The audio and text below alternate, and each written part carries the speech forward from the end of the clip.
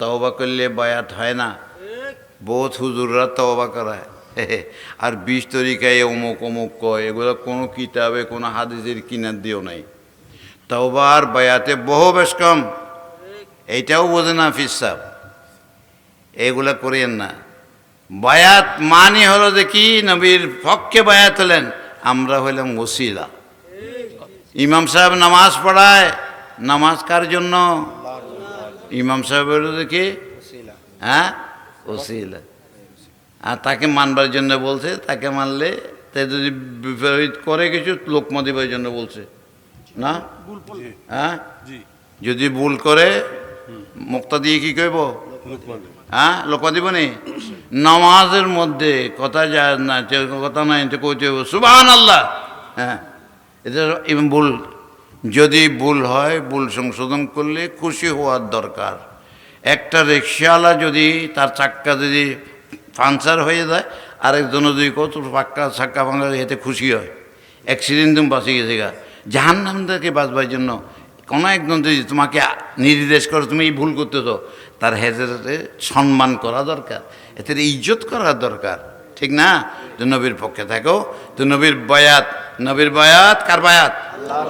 আল্লাহর বায়াত। ইন্নাল্লাযীনা ইউবাইউনাকা কাফ ওয়াহিদ, হ্যাঁ, খেতাব ওয়াহিদ, কুমা নাই, কুম নাই।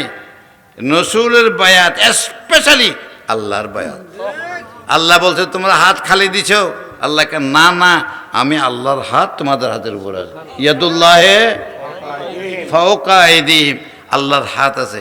যদি এই ওয়াদা তুমি ভঙ্গ করো, তুমি ক্ষতিগ্রস্ত হবা। আর যদি ওয়াদা পূরণ করো, তো লাভবান হবে। কোরআনে পাক 26 পারা সূরা ফাতিহা 10 নম্বর আয়াত। আমার তফসির আসেনি এখানে, আজকে 10টা, আজকে 8টা তফসির আসছিল, সব নিয়ে গেছে গা। তো আল্লাহ কবুল করুক সবাইকে। নবীর পক্ষে থাকবা, হাত তোলো, হাত তোলো, ওয়াদা করো, সবাই তোলো। আল্লাহু আকবার, নারে রিসালাত, ইয়া রাসূলুল্লাহ, বিশ্ব সুন্নি আন্দোলন জিন্দাবাদ, জিন্দাবাদ। প্রিয় নবী তোমায় ভালোবাসি, তোমার প্রেমে কাঁদি হাসি। আলহামদুলিল্লাহ, এই ছেলেরা মোহাব্বত করে আহলে সুন্নাত জামাতের মাহমুদাবাদ সুন্নি যুব সংগঠন, সুন্নি যুব সংগঠন, খুব ভালো, মাশাআল্লাহ। তোমরা সত্যিকারের সুন্নি থাকো, নবীর পক্ষেই থাকো, নামাজ পড়ো, তোমাদের দাম, ইজ্জত, সম্মান আরও বেড়ে যাবে। হ্যাঁ, আল্লাহ তোমাদের কবুল করুক। আর আমি এখন তোমাদের থেকে বিদায় নিচ্ছি। কালকে আবার এখানে মাহফিল আছে, কোথায়? হ্যাঁ, হ্যাঁ, টানলক্ষ্মীপুর। এই টানলক্ষ্মীপুর ইনশাল্লাহ আল্লাহ যদি ভালো রাখে যাব, তো ভালো রাখবো বলে মনে হয়, কারণ আল্লাহ রসুলের কাম করতে যাব। হ্যাঁ, ইনশাল্লাহ ভালো রাখবে, আল্লাহ কবুল করবে। আর কথা আছে নি? হ্যাঁ, অজিফা নামাজ পড়িও, অজিফা ইয়া আজিজ ইয়া সালাম 313 বার করে পড়ো নামাজের পরে পরে। দিন দুনিয়া দুনিয়াহান সুন্দর হয়ে যাবে।